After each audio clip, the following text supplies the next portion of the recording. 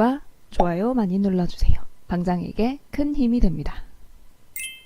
안녕하세요. 홀릭입니다. 앞으로 미국의 대통령 선거가 얼마 남지 않았습니다. 저도 매일 뉴스들을 보면서 선거일 전후로 우리가 봐야 하는 시장에 큰 영향을 주는 이슈들에 대해서 말씀드리고 있는데요. 그 내용들을 한번 종합해서 말씀드리는 시간 가져보려고 합니다. 먼저 미국의 대통령 선거일은 미국 현지 시간으로 2020년 11월 3일 화요일입니다. 우리 시간으로는 11월 4일 수요일이 되면서 그 결과에 대한 윤곽이 잡힐 것으로 보입니다.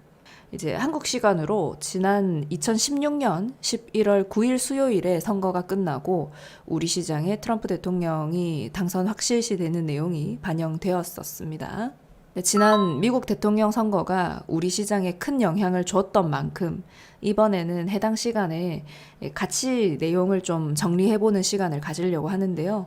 오후 시간에 같이 결과도 보고 시장 함께 보도록 하겠습니다. 그러면 지금부터 선거일까지는 약 2주 정도 남았는데요. 앞으로 뉴스를 볼 때 어떤 내용을 위주로 보는 게 좋을지도 정리해 볼게요. 먼저 추가 경기 부양책에 대한 내용입니다. 지금 현재 증시에 있어서 가장 중요한 부분이기도 합니다. 미국이 추가적으로 부양책을 쓰기 위해서는 하원 그리고 상원을 통과한 후에 백악관에서 승인이 나야 합니다. 지금은 부양책의 규모에 대해서 협상을 하고 있는 중이기 때문에 선거일 전까지는 부양책이 통과하기에 시간이 촉박한 편입니다. 미국의 하원은 미국의 민주당 의원이 많고 상원은 공화당 의원이 많습니다. 어쨌든 상원 하원 모두 통과를 하고 백악관 승인도 나야 하기 때문에 민주당, 공화당, 트럼프 대통령 간의 부양책 내용을 합의를 봐야 합니다. 민주당에서는 추가 부양책 규모 2조 2천억 달러 이상을 말하고 있고요. 공화당에서는 1조 6천억 달러 정도를 제시했다고 합니다. 그 규모에 있어서 이견이 있는 상태입니다.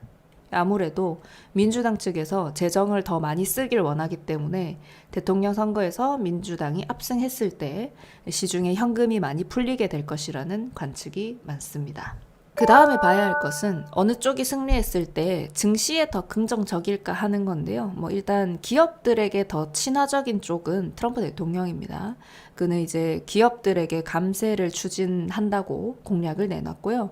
조 바이든 후보는 법인세 인상을 공약으로 내놨습니다. 이런 점과 트럼프 대통령 임기 기간에 그가 해왔던 정책들을 봤을 때는 장기적으로 증시에 더 긍정적인 영향을 줄 수 있는 쪽은 트럼프 대통령이 될 것으로 생각되기도 합니다. 그리고 이번 선거에서 가장 부정적인 시나리오가 하나 있습니다. 선거 결과가 박빙으로 나와서 트럼프 대통령이 불복하는 경우입니다. 보통 어느 정도 선거 결과가 나와서 승패가 가려지는 경우에 지는 쪽에서 졌음을 인정하게 되면 무난하게 임명 절차가 이뤄집니다. 그런데 어느 한쪽이 결과에 불복하여 결과가 명확하게 결론 지어지지 못하는 경우도 생길 수 있습니다. 이번에 트럼프 대통령이 지적했던 부분 중에 우편 투표를 믿지 못한다라는 내용이 있었어요. 만약에 결과가 비등비등하게 나와서 트럼프 대통령이 결과에 불복하게 된다면 다음 대통령 임명 시기가 늦춰질 수 있습니다. 금융시장이 가장 두려워하는 것이 바로 불확실성이죠. 그래서 이런 일이 발생했을 때 시장의 변동성이 커질 수 있습니다. 우리는 파생시장 대응을 하기 때문에 정치적인 내용은 다 제외하고 재정적인 문제랑 증시와 관련한 내용만 추렸는데요.